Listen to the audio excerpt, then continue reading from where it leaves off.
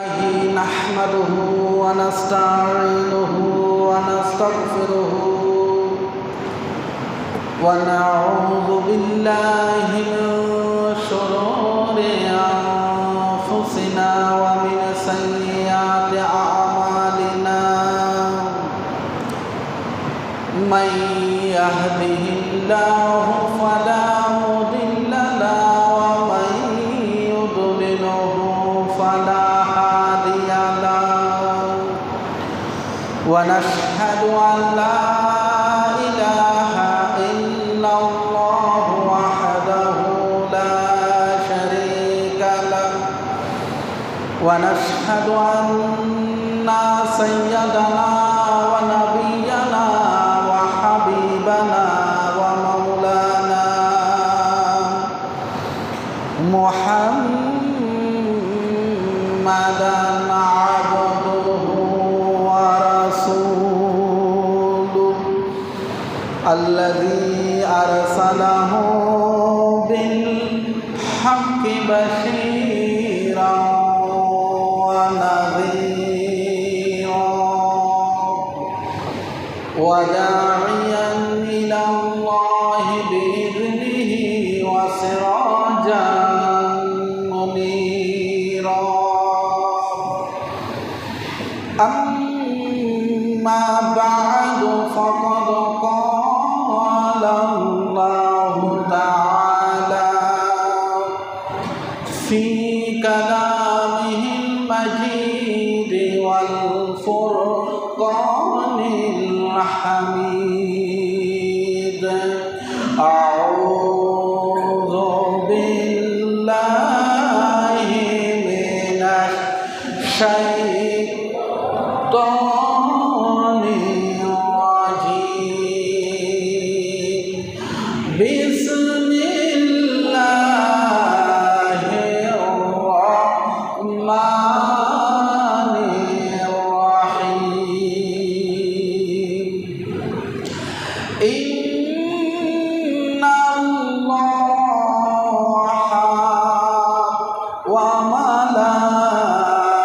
وملائكته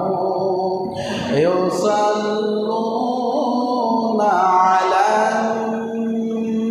النبي يا أيها الذين آمنوا صلوا عليه وسلموا تسليما اللهم صل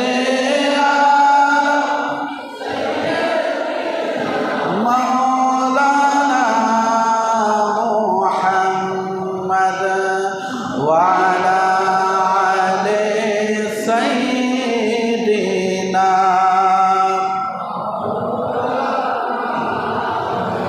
মক্কার নগরে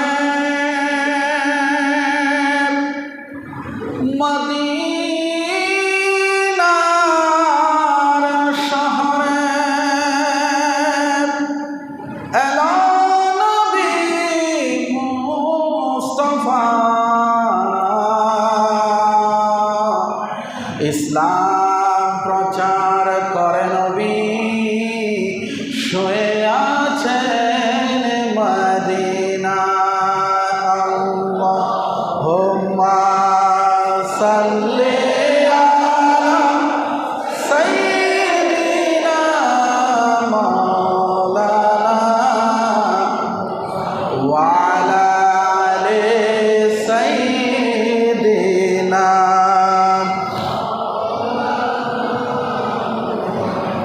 চিন্তা করে দেখো রে মন রাত্রি গভীর নিশীথে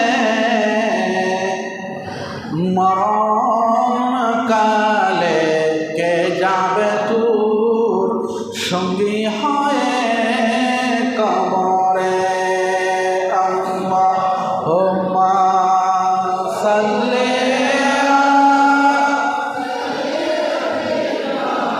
مولانا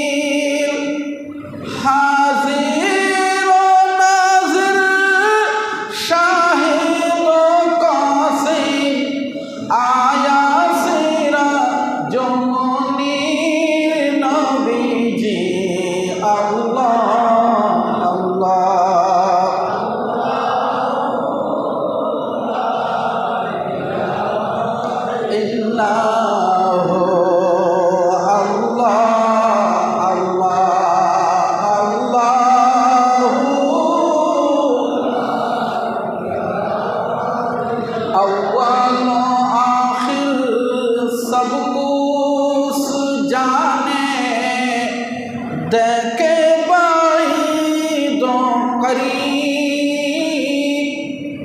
गैब की खबरें देने वाला अल्लाह का हबीब नबी जी अल्लाह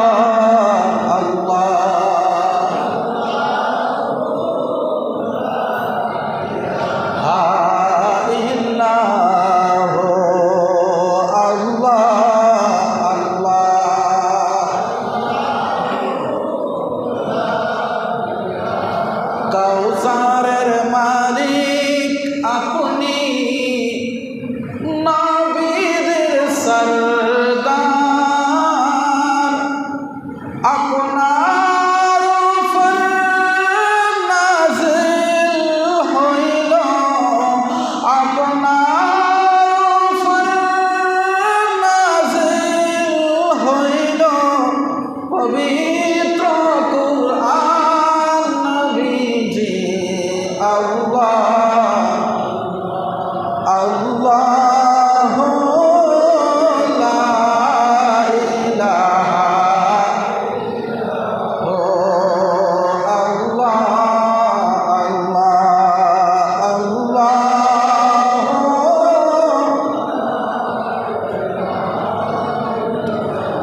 লা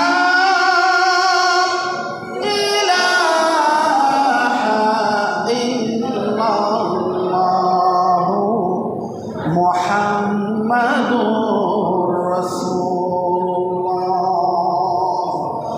সাল্লাল্লাহু আলাইহি ওয়াসাল্লাম।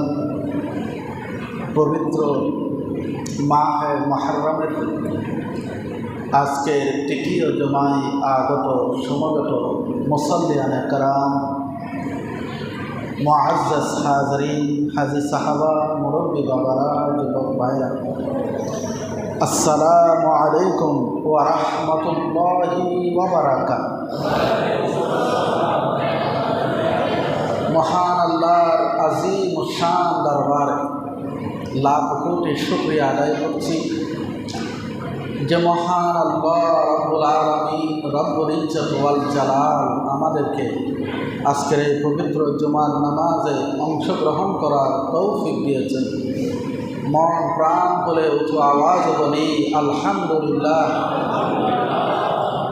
সাথে সাথে রাহমাতুল্লিল আলামিন, ইমামুল মুরসালিন, শামসুদ দুহা, বদরুদ দুজা, সদরুল উলা, নূরুল হুদা, হুজুর মুহাম্মাদুর রাসূলুল্লাহ সাল্লাল্লাহু আলাইহি ওয়াসাল্লামের রওজা পাকে লাখ কোটি দরুদ ও সালাম পেশ করছি। যে মহান নবীর সুমহান আদর্শ বাস্তবায়নে আমরা একের পর এক ধারাবাহিকতার আলোচনাগুলো আপনাদের সামনে উপস্থাপন করছি। আমরা গত জুমার মধ্যে কিয়ামতের যে আলামতগুলো, ছোট ছোট আলামত, সেগুলো আমরা শেষ করেছি। প্রথম পর্ব, দ্বিতীয়, তৃতীয় এবং চতুর্থ পর্বের মাধ্যমে কিয়ামতের ছোট ছোট আলামতগুলো আমরা শেষ করেছি। আলহামদুলিল্লাহ, আপনারা যারা নিয়মিত এখানে জুমা পড়েন, আগে ভাগে আসেন, তারা মোটামুটি একটা ধারণা, চিত্র আপনাদের মাথায় অঙ্কন হয়ে গেছে যে কোন কোন বিষয়গুলো কিয়ামতের আলামত। আপনি নিজেই বলতে পারবেন। আল্লাহ তাআলা আমৃত্যু পর্যন্ত এই বিষয়গুলো আপনার মাথায়, আপনার সিনায় আল্লাহ যেন এটা অঙ্কন করে দেয়, এটা যেন আপনি মনে রাখতে পারেন, তৌফিক দান করুন। আমিন। 2-3 জন বলছেন, সবাই বলেন আল্লাহ আমাদেরকে এগুলো মনে রাখার তৌফিক দান করুন। এগুলো মনে রাখতে পারলে আপনি ফিতনা থেকে বেঁচে যাবেন, ঈমানকে হেফাজত করতে পারবেন, ঈমান রক্ষা করতে পারবেন। আর এগুলো মনে রাখতে না পারলে আপনার ঈমান চলে যাবে। ঈমান খুব সহজে চলে যায়। ঈমান 1 সেকেন্ডের ভিতরে ঈমান চলে যাবে।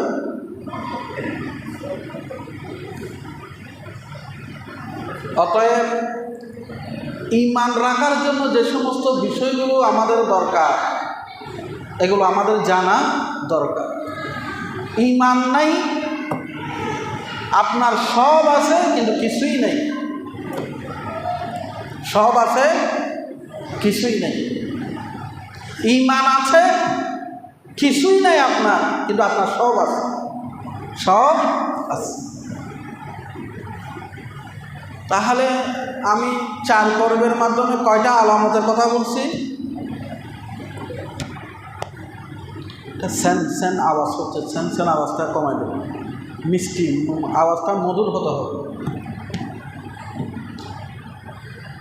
কয়টা বলছি আপনাদেরকে? 60টা। মাশাআল্লাহ। কয়টা পর্ব? কয়টা? 4টা। রাসূল বলেছেন ছোট ছোট আলামত যখন প্রকাশ হয়ে যাবে তখন তোমরা বড় আলামতের জন্য অপেক্ষা করো, বড় আলামতের জন্য অপেক্ষা করো। সাহাবায়ে কেরাম মসজিদে নববী শরীফে তারা আলোচনা করতেছেন। আল্লাহ রসুল হুজরা থেকে বের হয়েছেন, বলছেন হে আমার সাহাবীরা, তোমরা কি বিষয়ে আলাপ করছো? হুজুর, আমরা কিয়ামত সংক্রান্ত বিষয়ে আলোচনা করছি। আল্লাহ রসুল বেশি বেশি সাহাবীদের সামনে কিয়ামত নিয়ে আলোচনা করতেন। আপনিও যখন কোরআন উল্টাবেন, কোরআন পড়বেন, দেখবেন কোরআনের প্রতিটি সূরায় সূরায়, পাতায় পাতায় কিয়ামতের কথা আছে। নবীজি কিয়ামতের কথা এই কারণে উপস্থাপন করতেন যেন তাদের হৃদয়ে, অন্তরে আল্লাহর ভয় জাগ্রত হয়। কার ভয়? এবং পরকালের প্রতি তাদের বিশ্বাস বেড়ে যায়। পরকালীন বিশ্বাস যার অন্তরে ঢুকে যাবে সে কখনো আর খারাপ হবে না। তার অন্তরে এই কথা বদ্ধমূল হয়ে যায় যে অবশ্যই আমাকে আমার আল্লাহর কাছে জবাবদিহি করতে হবে। এই যে আমরা এত কিছু দিয়ে মানুষ ভালো করতে পারছি না, থানার সংখ্যা বাড়তেছে না কমতেছে বলেন তো? আওয়াজ নাই, বাড়ে না কমে? আগে এই গোটা হালি শহর এই মানুষটা এরকম করতেছে কেন? একবার এদিকে যায়, একবার এদিকে যায়, এখানে করতে। হ্যাঁ, ওহো রে, এটা তো আমার ডিস্টার্ব করবে দেখি।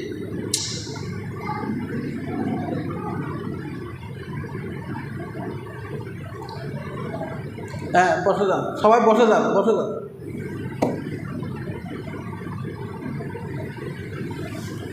কি বলতে চাইছিলাম? থানার সংখ্যা আগে হালি শহর, পাহাড়তলি, ডবল বিরিং মিলে একটা থানা না, এখন 3টা থানা হয়ে গেছে না? পাহাড়তলি, আকবরশাও পাহাড়তলির ভিতরে ছিল, এখন আকবরশা আলাদা। থানার সংখ্যা বাড়তেছে, আরও সামনে বাড়বে। পুলিশের সংখ্যা বাড়ে না কমে? নতুন নতুন পুলিশ যোগ হচ্ছে, কারণ মানুষ বেড়ে যাচ্ছে, অপরাধ বেড়ে যাচ্ছে, পুলিশও সংখ্যা বাড়াতে হবে। র্যাবের সংখ্যা বাড়তেছে, আইনশৃঙ্খলা বাহিনীর সংখ্যা বাড়ে, সিসিটিভি ক্যামেরা লাগানো হচ্ছে চতুর্দিকে। একটা কথা বলেন তো, অপরাধ কি বাড়ে না কমে? অপরাধ তো কমার কথা ছিল, কিন্তু অপরাধ তো কমছে না, বরং অপরাধ বাড়তেছে। আচ্ছা, নবীজির যুগে রসুল পাক সাল্লাল্লাহু আলাইহি ওয়াসাল্লাম যে সোনালী সমাজ তিনি প্রতিষ্ঠা করেছিলেন, সেই সমাজে এত পুলিশ ছিল, এত র্যাব ছিল, এত আইনশৃঙ্খলা বাহিনী ছিল, রাস্তার মুড়ে মুড়ে কি সিসিটিভি ক্যামেরা ছিল। অথচ ওই যুগের মানুষগুলো ছিল সবচেয়ে খারাপ, সবচেয়ে অসভ্য, বর্বর, যারা নিজের মেয়েকে নিজে হত্যা করত। এই প্রচণ্ড বর্বর মানুষগুলোকে আল্লাহ রসুল কিভাবে ভালো করেছেন, কিভাবে এই মানুষগুলো পৃথিবীর সেরা মানুষে পরিণত হয়েছে। এমন সন্তান তো পৃথিবীর কোনো মা আর জন্ম দিতে পারবে? সাহাবীদের মতো সন্তান পৃথিবীর কোনো মা কি আর জন্ম দিতে পারবে? তাহলে এই মানুষগুলো কিভাবে এত ভালো হয়েছে? আমরা ইতিহাস দেখি, গবেষণা করে দেখি, সাহাবাই কেরামের সামনে আল্লাহ রসুল জান্নাতের ওয়াজ করতেন, জাহান্নামের ওয়াজ করতেন, কিয়ামতের ওয়াজ করতেন, পরকালীন ওয়াজগুলো বেশি বেশি করতেন, তাদের হৃদয়ের মধ্যে আল্লাহর ভয় জাগ্রত করতেন। সুবহানাল্লাহ। এই আল্লাহর ভয় যতক্ষণ মানুষের হৃদয়ে জাগ্রত হবে না, ততক্ষণ মানুষকে র্যাব দিয়ে কন্ট্রোল করা যাবে না, পুলিশ দিয়ে কন্ট্রোল করা যাবে না, সিসিটিভি ক্যামেরা দিয়ে কন্ট্রোল করা যাবে না। যতই করেন অপরাধ কমবে না, অপরাধ কি হবে? এই জন্য মানুষকে মসজিদমুখী করতে হবে, নামাজমুখী করতে হবে, দ্বীনমুখী করতে হবে, তাদের ভিতরে পরকালীন ভয় ঢুকাইয়া দিতে হবে, তাহলেই মানুষ মানুষে পরিণত হবে। সুবহানাল্লাহ। আরো জোরে বলি সুবহানাল্লাহ। হাজরিন, আমি 7টা কিয়ামতের আলামত বলেছি। বড় বড় আলামতগুলো কি? নবীজি বলেন, শোনো, তোমরা কিয়ামত নিয়ে আলোচনা করছো, 10টা জিনিস না দেখা পর্যন্ত। কয়টা? 10টা বড় বড় নিদর্শন না দেখা পর্যন্ত কিয়ামত হবে। বলেন কয়টা? সবচেয়ে বড় আলামত, 1 নাম্বার আলামত হবে, ছোটো ছোটো আলামতগুলো প্রকাশিত হয়ে যাওয়ার পরে ইমাম মাহদী আলাইহিস সালামের আগমন হবে। এটা 1 নাম্বার আলামত। বড় আলামতের মধ্যে ইমাম মাহদী। আপনারা তো ওনার নাম শুনছেন, ইমাম মাহদী। ওনার পরিচয় কি? নবীজি ইরশাদ করেন, আল মাহদিয়ুন মিন্নি আজলাল জাবহাতি আকনাল আনফি ইয়ামলাউল আরদা কিস্তান ওয়া আদলান কামা মুলিয়াত জাওরান ওয়া জুলমান ইয়ামলিকু 7 সিনিন। আল্লাহর হাবিব বলেন, কিয়ামতের 10টি বড় নিদর্শন না দেখা পর্যন্ত কিয়ামত হবে না। কিয়ামতের সবচেয়ে বড় আলামতের মধ্যে 1 নাম্বার আলামত হলো তোমাদের কাছে ইমাম মাহদী আগমন করবে। ইমাম মাহদীকে আল্লাহর হাবিব পরিচয় তুলে ধরেছেন। ইমাম মাহদীর নাম কি হবে? তার বাবার নাম কি হবে? তার মায়ের নাম কি হবে? আল্লাহর হাবিব বলেন, ইমাম মাহদী, মাহদী হবে তার লকব, তার নাম হবে আমার নামে নাম, তার নাম হবে মুহাম্মদ। বলেন কি নাম? তার নাম হবে মুহাম্মদ। তার বাবার নাম হবে আমার বাবার নামে, আমার বাবার নাম আব্দুল্লাহ। ইমাম মাহদী আলাইহিস সালামের বাবার নাম হবে আব্দুল্লাহ। তার মায়ের নাম হবে আমার মায়ের নামে, আমার মায়ের নাম আমেনা। ইমাম মাহদীর নাম, মায়ের নাম হবে আমেনা, আর সে হবে আমার কুরাইশ বংশে, আমার দৌহিত্র ইমাম হাসানের বংশে তার বংশ হবে, অর্থাৎ সে আহলে বাইতের একজন সদস্য হবে। সুবহান। তাহলে ইমাম মাহদীর নাম মুহাম্মদ, বাবার নাম আব্দুল্লাহ, মায়ের নাম আমেনা, ওনার বংশ হবে কুরাইশ বংশ, উনি হবে আহলে বাইতের সদস্য, আলে রসুল বংশধর, আওলাদে রসুল হবে। আল্লাহর হাবিব বলেন, তার কপাল হবে প্রশস্ত, নাকটা হবে উঁচা, দেখতে হবে খুবই সুন্দর আকৃতি। ইমাম মাহদী কাবা শরীফের বাইতুল্লাহ শরীফ তাওয়াফরত অবস্থায় থাকবে। এমন সময় তার পরিচয় হবে 2টা বর্ণনা। একটা বর্ণনা গায়বী আওয়াজ হবে, ইনি হবে তোমাদের ইমাম, ইনি তোমাদের ইমাম, তার হাতে বায়ান গ্রহণ করো। পৃথিবীর মানুষ ইতিমধ্যে নানান দলে, নানান উপদলে বিভক্ত হয়ে গিয়েছিল। মুসলমানরা নানান ফেরকায় বিভক্ত হয়ে গিয়েছিল। ইমাম মাহদী আসার পরে মুসলমানদের মধ্যে কোনো দল থাকবে না, উপদল থাকবে না, কোনো ফেরকা থাকবে না। সব দল মত ফেরকার উঠে উঠে সবাই দলে দলে ইমাম মাহদীর হাতে বায়াত গ্রহণ করবে। জোরে বলেন আল্লাহু আকবার। ইমাম মাহদী আলাইহিস সালামের কাজ কি হবে? উনি কি করবেন? ওনার মিশন কি, ভিশন কি? আল্লাহর হাবিব বলেন ইমাম মাহদী আলাইহিস সালাম দুনিয়াতে এসে দুনিয়ার মধ্যে যে জুলুমের শাসন শুরু হয়েছিল, বেইনসাফের শাসন শুরু হয়েছিল, মুসলমানদের মধ্যে যে দলাদলি ফেরকাবন্দি হয়েছিল, ইমাম মাহদী আলাইহিস সালাম সেই জুলুমের শাসন উচ্ছেদ করে গোটা পৃথিবী ব্যাপী তিনি কোরআন সুন্নাহর শাসন কায়েম করবেন। কিসের শাসন? কোরআনের শাসন কায়েম করবেন। যেই কোরআনের শাসন রাসূল পাকের যুগে ছিল, সিদ্দিক আকবরের যুগে ছিল, ফারুক আজমের যুগে ছিল, হযরত উসমান মাওলা আলী শের খুদার যুগে ছিল, সেই শাসন ব্যবস্থা আবার ফিরিয়ে আনবেন। পৃথিবীর জমিনে যত অন্যায় ছিল, ব্যভিচার ছিল, পাপাচার ছিল, সমস্ত কিছু উচ্ছেদ করে দিয়ে গোটা দুনিয়ার মধ্যে তিনি কোরআনের শাসন কায়েম করে তিনি এই পৃথিবীর জমিনে ইনসাফ কায়েম করবেন। আরো জোরে বলুন, আমরা সেই শাসন চাই কিনা? জোরে বলেন, চাই কিনা? কোরআনের শাসন ছাড়া ইনসাফ কায়েম হবে? এই শাসন ব্যবস্থা, এই আইনগুলো কে দিয়েছে? আমরা যারা আইন তৈরি করি, আমরা যারা মানুষের জন্য আইন তৈরি করি। আমার আল্লাহ স্রষ্টা, আমরা সৃষ্টির জন্য আইন তৈরি করতে পারে না।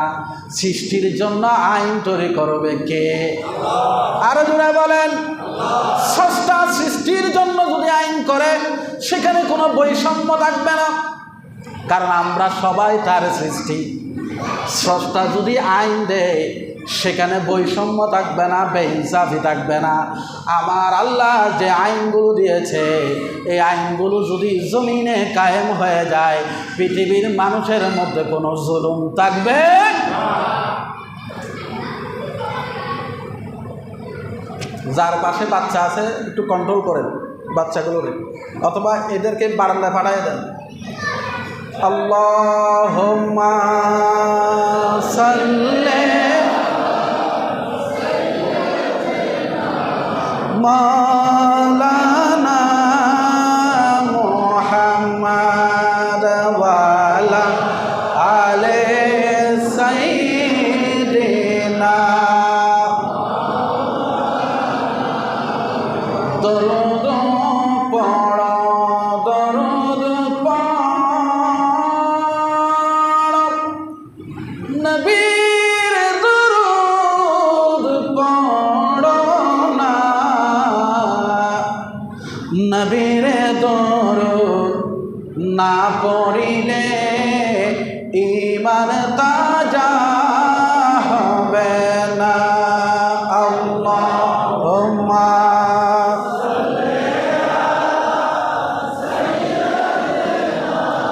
মাওলানা মুহাম্মদ ওয়া আলা আলি সাইয়্যিদিনা। জিকির করো, জিকির করো, আল্লাহর জিকির করো না, আল্লাহর জিকির না করিলে কলব তাজা হবে না। আল্লাহুম্মা সাল্লি আলা মাওলানা মুহাম্মদ ওয়া আলা আলি সাইয়্যিদিনা। আল্লাহর হাবিব বলেন ইমাম মাহদী আলাইহিস সালাম যখন আগমন করবে, আল্লাহ আকাশের দ্বার খুলে দেবে, আকাশ প্রচুর পরিমাণে বৃষ্টি নাজিল করবে, জমিন প্রচুর পরিমাণে ফসল উৎপাদন করবে, গৃহপালিত পশুর সংখ্যা বাড়বে, মানুষের অভাব মোচন হয়ে যাবে, মুসলমানরা বিশাল জনসম্পদের মালিক হবে। ইমাম মাহদী আলাইহিস সালামের কোরআন সুন্নাহর শাসন ব্যবস্থার কারণে গোটা জমিনে ইনসাফ কায়েম হবে। মুসলমানরা একের পর এক রাজ্য জয় করবে, দেশ জয় করবে, গোটা পৃথিবীতে মুসলমানরা রাজত্ব কায়েম করবে। আরো জোরে বলুন। ইমাম মাহদী আলাইহিস সালাম যখন এই কাজগুলো করতে থাকবেন, হঠাৎ করে দেখা যাবে দাজ্জালের আগমন হয়ে গেছে। কার আগমন? দ্বিতীয় নিদর্শন। আলামত বড় কয়টা? জোরে বলেন কয়টা? 1 নাম্বার ইমাম মাহদী এসে গেছেন। দ্বিতীয় নিদর্শন শুরু হয়ে গেছে। হঠাৎ করে শোনা যাবে দাজ্জাল এসেছে, দাজ্জালের আগমন হয়েছে। এটা 2টা রিওয়ায়াত। একটা হলো দাজ্জাল কুরাশান থেকে আসবে, আরেকটা রিওয়ায়াত সেটা ইসরায়েল থেকে সে বের হবে, ইহুদিদের বংশ থেকে দাজ্জালের আগমন হবে। আপনারা কি জানেন ইহুদিরা কিন্তু দাজ্জালের অপেক্ষায় আছে। তারা মনে করে যদি দাজ্জাল আগমন করে, দাজ্জালের নেতৃত্বে তারা গোটা পৃথিবী শাসন করবে। আল্লাহর হাবিব বলেন, পৃথিবীর শুরু থেকে কিয়ামত পর্যন্ত মানুষ যত বড় ফিতনার মধ্যে পড়েছে, যত ধরনের ফিতনার মধ্যে পড়েছে, সবচেয়ে বড় ফিতনা হবে দাজ্জালের ফিতনা। কার ফিতনা? দাজ্জালের ফিতনা। আল্লাহর হাবিব তার আগে যত নবী ও রাসূল দুনিয়াতে এসেছে, সমস্ত নবী ও রাসূলরা তার উম্মতদের কাছে দাজ্জালের কথা বলে গিয়েছে। কিন্তু দাজ্জাল কেমন হবে, দাজ্জালের শারীরিক কাঠামো কেমন হবে, তাকে দেখতে কেমন লাগবে, এমন পরিচয় কেউ দেয় যায় নাই। একমাত্র প্রিয় রাসূল দাজ্জালের পরিচয় আমাদের কাছে দিয়ে গেছেন। আল্লাহর হাবিব বলেন, দাজ্জাল দেখতে এমন এমন এমন হবে, দেখা মাত্রই তোমরা চিনে ফেলবে এটা দাজ্জাল। এটা কে? এখন আসুন দাজ্জালটা কেমন হবে রাসূলের জবানে শুনি। আল্লাহর হাবিব বলেছেন, দাজ্জাল কোনো পশু নয়, দাজ্জাল হবে একজন মানুষ। দাজ্জাল কি? মানুষ। বিশাল আকৃতির, গঠনে হবে বেঠে, মোটা হবে বিশাল, তার কপালটা হবে প্রশস্ত, কপালের মধ্যে লেখা থাকবে কাফার। কি হয়? কাফের, কাফ আলিফ ফার, কাফের এটা লিখা থাকবে। তার এক চোখ কানা হবে। চোখ কয়টা? একটা চোখ, আর একটা চোখ হবে 1.5 ব্যাটারি। 1.5 ব্যাটারি বুঝেন? টেরা টেরা। আর তার গঠন বেটে, তার চোখ কানা, কপালের মধ্যে লেখা থাকবে কাফের, শরীরটা হবে খুব মোটা সোটা। এটা হবে দাজ্জালের পরিচয়। আর সবচেয়ে বড় পরিচয় হলো দাজ্জাল হবে নির্বংশ, দাজ্জালের কোনো ছেলে মেয়ে থাকবে না। এবার হবে দাজ্জালের পরিচয়। এই চিত্রটা যদি দেখো মনে করবা সে কি? সে কি? তাহলে দাজ্জাল চিনতে কি কোনো কঠিন আছে? নবীজি আমাদেরকে হাদিসে পাকের মাধ্যমে বলে গেছেন, উম্মত এই চরিত্র যদি দেখো সে দাজ্জাল, দাজ্জাল থেকে সেফ থাকবা, দাজ্জালের ফিতনায় পড়ে যাবা না, দাজ্জাল থেকে দূরে থাকবা, আর আল্লাহর কাছে ফরিয়াদ করবা। আল্লাহর হাবিব বলেন, দাজ্জালকে কিছু শক্তি দেওয়া হবে। দাজ্জাল খুব দ্রুত এক জায়গা থেকে আরেক জায়গায় চলে যেতে পারবে। দাজ্জালের ডান হাত আর বাম হাতে 2টা জিনিস থাকবে। ডান হাতে থাকবে জান্নাত, ডান হাতে থাকবে জাহান্নাম, বাম হাতে জান্নাত। জান্নাতটাই মূলত জাহান্নাম, জাহান্নামটাই মূলত জান্নাত। দাজ্জাল 3 নাম্বার কাজ করতে পারবে, মরা মানুষে জিন্দা করে দিতে পারবে। মরা মানুষ জিন্দা করতে পারবে। দাজ্জাল পৃথিবীতে 40 দিন থাকবে। কয় দিন? সেটাও বলে গেছেন। কয় দিন? 40 দিন থাকবে। আল্লাহর হাবিব বললেন এই 40 দিন কোনো স্বাভাবিক দিন না, প্রথম দিনটা হবে 1 বছরের মতো। সাহাবীরা প্রশ্ন করলো, হুজুর যদি 1 বছরের মতো একদিন হয়, নামাজটা কিভাবে পড়বো? 5 ওয়াক্ত পড়বো? আল্লাহর হাবিব বললেন, না, সময় মেপে মেপে নামাজটা 5 ওয়াক্ত করে করে পড়ে নিবা। দ্বিতীয় দিনটা হবে 1 মাসের মতো, তৃতীয় দিনটা হবে 1 সপ্তাহের মতো, চতুর্থ দিনটা হবে স্বাভাবিক দিনের। দাজ্জাল পৃথিবীতে কয়দিন থাকবে? 40 দিন থাকবে। দাজ্জাল মরা মানুষ জিন্দা করবে। দাজ্জাল যেদিকে যাবে সেদিকে সবুজ শ্যামল হয়ে যাবে, ওইদিকে ধনভাণ্ডার জমিন বের করে দেবে। যেই পশুতে হাত দেবে ওই পশু দুধ দেবে। যেদিকে যাবে সেদিকে সবুজ শ্যামল হবে, ধনসম্পদে ভরে যাবে। সাধারণ মানুষ বিভ্রান্তিতে পড়ে যাবে। দুর্বল ইমানদার যারা, তারা ইমান ছেড়ে দিয়া দাজ্জাল বলবো, দেখো আমি মরা মানুষ জিন্দা করতে পারি, আমি ফসল উৎপাদন করতে পারি, আমি তোমাদের অসুস্থ মানুষকে ভালো করে দিতে পারি। এগুলো তো রবের পরিচয়। অতএব আনা রাব্বুকুম, আমি তোমাদের রব, আমি তোমাদের রব। তখন দুর্বল যারা ইমানদার তারা ফিতনার মধ্যে পড়ে যাবে। তারা ইমান ছেড়ে দিয়া দাজ্জালকে রব হিসেবে মেনে নেবে। আর দাজ্জালের সবচেয়ে বড় অনুসারী হবে ইহুদিরা। কারা? ইহুদিরা হবে দাজ্জালের অনুসারী। আর হবে মহিলা সমাজ। কি সমাজ? মহিলারা শেষ। দেখেন না, জিন হাজিরা যেখানে হয় সেখানে পুরুষ বেশি যায় না মহিলা বেশি যায়? তাবিজ তোমার, দুয়া, কবিরাজ, এই সমস্ত কাজগুলোতে পুরুষরা আগায় না মহিলারা আগায়? মহিলারাই করে এগুলো। একটু করে নরম তরম কথা বললেই মহিলা গলে যায়, মহিলা গলে যায়। এই জন্য রসুল বলেছেন, সাবধান, এই 3 ধরনের অনুসারী তার বেশি হবে। 1 হবে ইহুদি, 2 মহিলা, 3 হবে দুর্বল ইমানদার। এরা হবে দাজ্জালের অনুসারী। এখন বাঁচার উপায় কি? বাঁচার উপায় কি দাজ্জাল থেকে? দাজ্জাল কাজটা করবে কি? ইমাম মাহদী আলাইহিস সালাম যে বাগানটা তৈরি করেছেন, সেই বাগানটা সে আস্তে আস্তে আস্তে আস্তে ধ্বংস করে দেওয়ার জন্য তার সমস্ত মিশন নিয়ে সে কাজ করবে। তার কাজটাই হবে এটা।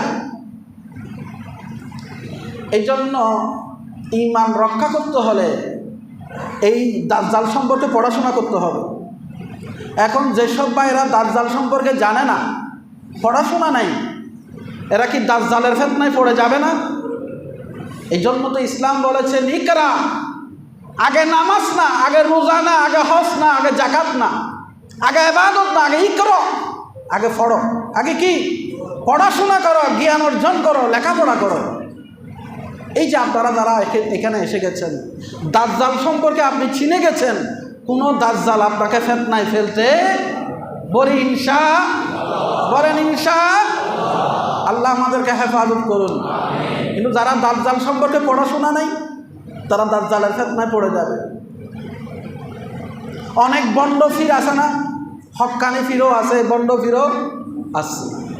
বন্ড ফিরার মাঝে মধ্যে কিছু শয়তানের জিনের সহযোগিতায় তারাও কিছু মাঝে মাঝে কেরামত দেখায়, ম্যাজিক দেখায়। এখন অনেক মানুষ সব কিছু ছেড়ে দিয়া বাবার দরবারে পড়ে আছে, এরকম আছে না? নেই? আছে। এরকম দাজ্জালও করবে। আচ্ছা, রবের পরিচয় কি? সবুজ শ্যামল করে দেওয়া, মরা মানুষ জিন্দা করে দেওয়া, ফসল উৎপাদন করা, এগুলোই কি শুধু রবের পরিচয়? রবের পরিচয় কি? আমার আল্লাহ চমৎকার করে বলে দিয়েছেন। আপনি রব কাকে বলবেন, আল্লাহ কাকে বলবেন? আল্লাহ পাক ছোট্ট সূরার মাধ্যমে আমাদেরকে বলে দিয়েছেন। বলেন, বিসমিল্লাহির রহমানির রহিম, কুল হুয়াল্লাহু আহাদ। বলেন, কুল হুয়াল্লাহু আহাদ, আল্লাহুস সামাদ, লাম ইয়ালিদ ওয়া লাম ইউলাদ ওয়া লাম ইয়াকুল লাহু কুফুয়ান আহাদ। আল্লাহ রাব্বুল আলামিন বলেন, হাবিব আপনি বলেনি আল্লাহ এক, আল্লাহ আল্লাহর দ্বিতীয় কেউ নাই, আল্লাহুস সামাদ, আল্লাহ কারো মুখাপেক্ষী নয়। আল্লাহ কারো মুহতাজ নয়, গোটা বিশ্বজগৎ আল্লাহর মুখাপেক্ষী। লাম ইয়ালিদ ওয়া লাম ইউলাদ, তিনি কারো থেকে জন্ম নেন নাই আর তিনি কাউকে জন্ম দেন নাই। ওয়া লাম ইয়াকুল লাহু কুফুয়ান আহাদ, আল্লাহর সমকক্ষ গোটা বিশ্বজগতে দ্বিতীয় কেহ। এবার বলুন, দাজ্জাল সে তো মানুষ, সে মা বাবার ঘরে জন্ম হয়েছে, তার মা বাবা আছে না নাই? আওয়াজ নাই, আছে না নাই? দাজ্জাল খাবার খায়, আল্লাহ কি কোনো খাবার খায়? আল্লাহ কি খাবারের মুহতাজ? আল্লাহ বলে আমি সবাইরে খাওয়াই, আমি আল্লাহ খাই, আমি খাওয়ার মুহতাজ নয়। দাজ্জাল ঘুমায়, আল্লাহ বলেন আমার কোনো ঘুম?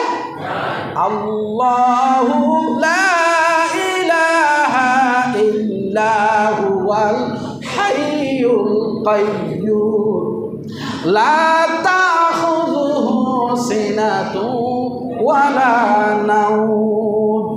আমার কোনো ঘুম? আমার কোনো ঘুম? দাজ্জালের ঘুম আছে না নাই? তাহলে আপনি আল্লাহ মানবেন কিভাবে? কাকে রব মানবেন? সূরা ইখলাস তার মাধ্যমে, সূরা ইখলাসটা ফেলাবেন, সূরা ইখলাসের মাধ্যমে বুঝে যাবেন কে রব। সুবহানাল্লাহ, জোরে বলুন সুবহানাল্লাহ। তাহলে দাজ্জাল চিনে ফেললাম। নবীজি বলেন এই দাজ্জাল প্রত্যেক জায়গায় বিচরণ করবে, তবে যারা সত্যিকার ঈমানদার মুমিনে কামেল তাদেরকে দাজ্জাল ফিতনায় ফেলতে পারবে না। তোমরা একটা দোয়া করবা আল্লাহর কাছে সবসময়, আমার মুখে সবাই বলেন আল্লাহুম্মা ইন্নী আউযু বিকা মিন আযাবিল কবর ওয়া মিন আযাবিন নার ওয়া মিন ফিতনাতিল মাহইয়া ওয়াল মামাত ওয়া মিন ফিতনাতিল মাসিহিদ দাজ্জাল ওয়া মিন ফিতনাতিল মাসিহিদ দাজ্জাল। আরবি যদি নাও পারেন দোয়া করবেন, আল্লাহ দাজ্জালের ফিতনা থেকে তুমি আমাকে হেফাজত করো, বলেন আমিন। আরেকটা আমল করবা, সেটা হলো সূরা কাহাফ। সূরা কাহাফের প্রথম যে 10 আয়াত, এটা নিয়মিত তেলাওয়াত করবা, আল্লাহ তোমাকে দাজ্জালের ফিতনা থেকে হেফাজত করবে।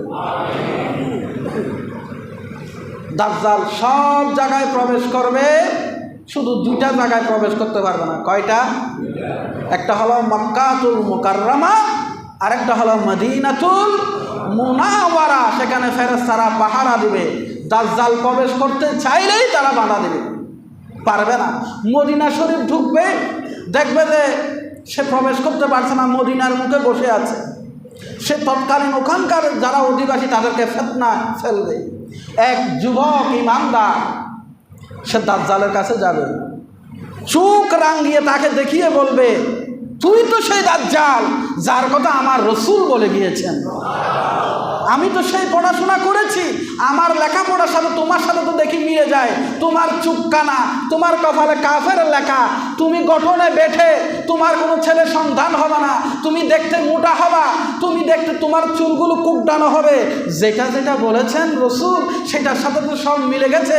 আরে তুই তো দাজ্জাল, তুই তো। তখন তাকে হত্যা করা হবে, হত্যা করার পরে আবার জীবিত করা হবে। তখন যারা উপস্থিত আছে তাদেরকে বলবে দেখো, আমি যদি রব না হই তাহলে আমি মরাকে কিভাবে জিন্দা করলাম। তখন ওই যুবক বলবে আমি আরও দৃঢ় বিশ্বাসের সাথে কথা বলছি, আমার কনফিডেন্স লেভেল এখন একেবারে 100% যে তুমি বলো তুমি, কারণ রসুল আমার কথাও বলে গেছেন, এই যুবকটার কথা রসুল বলে গিয়েছেন। যুবককে এবার করাত দিয়ে 2 পাশ করে দেওয়া হবে, সে সেটার উপর উঠে নাচবে। এবারও আবার সবাইকে বলবে দেখো তাকে 2টা করাত দিয়ে কীভাবে 2 টুকরো করলাম, ওটার উপরে সে নাচানাচি করবে। আর উপস্থিত সবাই যারা আছে কেউ ফিতনার পরে ঈমান হারা হয়ে যাবে। যখন তাকে আবার ভালো করা হবে তখন সে উঠে বলবে আমি আবারও বলছি তুমি। এবার তাকে আবার হত্যা করার জন্য চেষ্টা করবে। রসুল বলেন আমার ওই যুবক ঈমানদারকে দাজ্জাল আর হত্যা করতে পারবে? রসুল বলেন ওই যুবক হবে গোটা পৃথিবীতে তখন 1 নম্বর ঈমানদার, যে দাজ্জালের চোখে রাগ গিয়ে বলা হবে তুই দাজ্জাল, তুই দাজ্জাল। তখন ওই যুবক বলবে আমার কথা আমার রসুল বলে গিয়েছিল। জুড়ে বলুন না সুবহানাল্লাহ। প্রিয় হাজরিন, 3 নাম্বার, সময় দ্রুত ফুরিয়ে যাচ্ছে। 3 নাম্বার হচ্ছে ঈসা আলাইহিস সালামের আগমন। এই দাজ্জালের এই কাজগুলো চলতে থাকবে, ইমাম মাহাদিও ওনার কাজ করতে থাকবে। এমন মুহূর্তে সিরিয়ার একটা মসজিদ, মিনারটা হবে সাদা মিনারা। সিরিয়ার রাজধানীর নাম কি? দামেস্ক। দামেস্কের একটা মসজিদে হযরত ঈসা আলাইহিস সালাম 2 ফেরেশতার পাকার উপর ভর করে সাদা পোশাক পরিহিত অবস্থায় ফজরের নামাজে তিনি তশরিফ আনবেন। মুসল্লিরা দেখবে যে একজন মানুষ এসেছে, কি সুন্দর নূরানি চেহারা। সবাই বলা বলি করবে ঈসা আলাইহিস সালাম চলে এসেছেন, ঈসা আলাইহিস সালাম চলে এসেছেন, ঈসা আলাইহিস সালাম চলে এসেছেন। মাহাদি মুসল্লা থেকে নেমে যাবে, নেমে গিয়ে হযরত ঈসা আলাইহিস সালামকে স্বাগতম জানাবেন, বলবেন আমি তো মুসল্লায় গিয়েছি, আসুন আমরা আজকে আপনার পিছনেই নামাজ পড়ব। আপনি তো সেই জলিলুল কদর রসুল, 5 জন রসুলের মধ্যে একজন আপনি ঈসা আলাইহিস সালাম, আজকে আমরা আপনার পিছনে নামাজ পড়ব। ঈসা আলাইহিস সালাম বলবেন একামত তো আমার জন্য দেওয়া হয় নাই, একামত আপনার জন্য দেওয়া হয়েছে, আমি আপনার পিছনে আজকে নামাজ পড়ব। আল্লাহর হাবিব বুখারীর হাদিস, মুসলিম শরীফের হাদিস, কিতাবুল ফিতানের মধ্যে এই হাদিসগুলো এসেছে। আল্লাহর হাবিব বলেন ও আমার সাহাবীরা, ও আমার উম্মত, তোমাদের মর্যাদা সেদিন কত বড় হবে যেদিন আমার একজন উম্মতের পিছনে, আমার এক ইমামের পিছনে 5 রসুলের একজন ঈসা আলাইহিস সালাম আমার উম্মতের পিছনে মুক্তাদি হয়ে নামাজ পড়বে। সেই দিন তোমাদের মর্যাদা কত বড় হবে। আল্লাহু আকবার।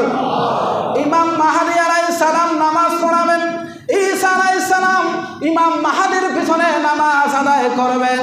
ঈসা আলাইহিস সালাম দুনিয়াতে তিনি রসুল হয়ে আগমন করবেন না, নবী হয়ে আগমন করবেন না। নবী রসুল আগমন হওয়া সেই সময় এখন আর নবী শেষ নবী, আমার রসুলের পরে আর কোনো নবী। ঈসা আলাইহিস সালাম রসুল পাকের উম্মত হয়ে দুনিয়াতে আসবেন, উম্মতের পিছনে নামাজ পড়বেন। নামাজ শেষ হওয়ার পরে ইমাম মাহাদি বৈঠক করবেন, মজলিস বসবে। মজলিসের এজেন্ডা হবে দাজ্জালকে কিভাবে মারা যায়, দাজ্জালকে কিভাবে হত্যা করা যায়। ইমাম মাহাদি আলাইহিস সালাম ঈসা আলাইহিস সালামের পরামর্শক্রমে ঈসা আলাইহিস সালাম বলবেন মাহাদি টেনশন করো না, চিন্তাগ্রস্ত হয়ে যায় না, আমাকে আমার রব পাঠিয়েছে দাজ্জালকে হত্যা করার জন্য। তারা বের হয়ে যাবে। মাহাদি আলাইহিস সালাম ঈসা আলাইহিস সালামের নেতৃত্বে লক্ষ লক্ষ যুবক সেনাবাহিনীতে যোগ দিবে। ঈসা আলাইহিস সালাম সামনের দিকে এগোতে থাকবে। ঈসা আলাইহিস সালাম দাজ্জালকে দৌড়াতে দৌড়াতে ইসরায়েল, বর্তমান ফিলিস্তিনের লুদ যে শহর আছে, লুদ শহরে নিয়ে যাবে, যেটা বর্তমান ইসরায়েলের দখলে আছে। ওই লুদ নামক গেটে গিয়ে ঈসা আলাইহিস সালাম একটা বর্ষা দিয়ে আঘাত করে দাজ্জালকে হত্যা করবেন। সুবহানাল্লাহ। দাজ্জালের ফিতনা শেষ, দাজ্জাল বের হবে ইসরায়েল থেকে, মারা যাবে কোথায়? এখন দাজ্জাল যখন ইন্তেকাল করবে, মারা যাবে, মরে গেছে, শেষ হয়ে যাবে, ইহুদিদের শক্তি শেষ। বলেন ইহুদিদের শক্তি শেষ। ইহুদিরা এবার লুকাতে থাকবে, দৌড়াতে থাকবে, মুসলমানরা ধরে ধরে ইহুদিদেরকে হত্যা করবে। রসুল, বুখারীর হাদিস, মুসলিম শরীফের হাদিস, রসুল বলেন ইহুদিরা এত বেশি পালাতে থাকবে, লুকাতে থাকবে, ওরা গাছের পিছনে আশ্রয় নিবে, পাহাড়ের পিছনে আশ্রয় নিবে, পাথরের পিছনে আশ্রয় নিবে মুসলমান থেকে বাঁচার জন্য। তখন পাথর, পাহাড়, গাছপালা জবান খুলে যাবে, গাছ বলবে, পাথর বলবে, ও ইয়া মুসলিম, হ্যাঁ মুসলিম, আমার পিছনে একজন ইহুদি লুকায় আছে, এরে ধরো, এরে হত্যা করো। এভাবে ধরে ধরে সব ইহুদিদেরগুলোকে হত্যা করা হবে। ঈসা আলাইহিস সালাম গোটা পৃথিবীতে দাজ্জালের ফিতনা শেষ করে আবারও কোরআন সুন্নাহর শাসন কায়েম করবেন। আর জোরে বলুন, কোরআন সুন্নাহর শাসন ব্যবস্থা কায়েম করবেন। খ্রিস্টানদের যে ক্রুশ চিহ্ন আছে, এই ক্রুশ চিহ্ন ভেঙে দেবেন। শূকরগুলো হত্যা করবেন। আর যত আহলে কিতাব আছে, খ্রিস্টান যারা আছে, তারা বুঝতে পারবেন, তারা দলে দলে দলে ঈসা আলাইহিস সালামের হাতে হাত রেখেও তারা ইসলাম কবুল করবেন। গোটা পৃথিবীতে শান্তির সমাজ বিনির্মাণ হয়ে যাবে। বাঘ আর ছাগল একসাথে পানি খাবে। সুবহানাল্লাহ বলবেন না? বেবিচার দূর হবে, পাপাচার দূর হবে, জুলুম নির্যাতন দূর হয়ে যাবে। এক শান্তির সোনালী সমাজ কায়েম হবে। ওই সমাজ, যেই সমাজ রাসূল করিম সাল্লাল্লাহু আলাইহি সাল্লাম মদিনার বুকে কায়েম করেছিলেন। ঈসা আলাইহিস সালাম 40 বছর দুনিয়াতে থাকবে। সেই 40 বছরটা হবে 33 বছর তো তিনি আগেই দুনিয়াতে অবিবাহিত করেছিলেন। আর কয় বছর? এই 7 বছর দুনিয়াতে থাকবেন। ইমাম মাহাদি প্রকাশ হওয়ার পরে দুনিয়াতে অবস্থান করবেন কয় বছর? 7 বছর। ঈসা আলাইহিস সালাম 7 বছর। ঈসা আলাইহিস সালামের আগেই ইমাম মাহাদি ইন্তেকাল করবেন। ইমাম মাহাদির পরে ঈসা আলাইহিস সালাম ইন্তেকাল করবেন। ঈসা আলাইহিস সালাম চলে যাবেন। আমি কি আজকে শেষ করে দেব? আর 2-3টা আছে, হ্যাঁ, শেষ করে দেব? সমস্যা হবে? 5 মিনিট দেরি করলে? কয়টা আছে? 3টা বললাম। 4 ইয়াজুজ মাজুজ। ইয়াজুজ না, সময় কভার হবে না, আরও 5-6টা রয়ে গেছে। আমি আগামী জুমায় বলি, আল্লাহ তাআলা আমাদেরকে আমল করার তৌফিক দান করুন, আমাদের ঈমানকে মজবুত করার তৌফিক দান করুন, সকল ফিতনা থেকে আল্লাহ আমাদেরকে হেফাজত করুন। ওয়া আখিরু দাওয়ানা আনিল হামদুলিল্লাহি রাব্বিল আলামিন।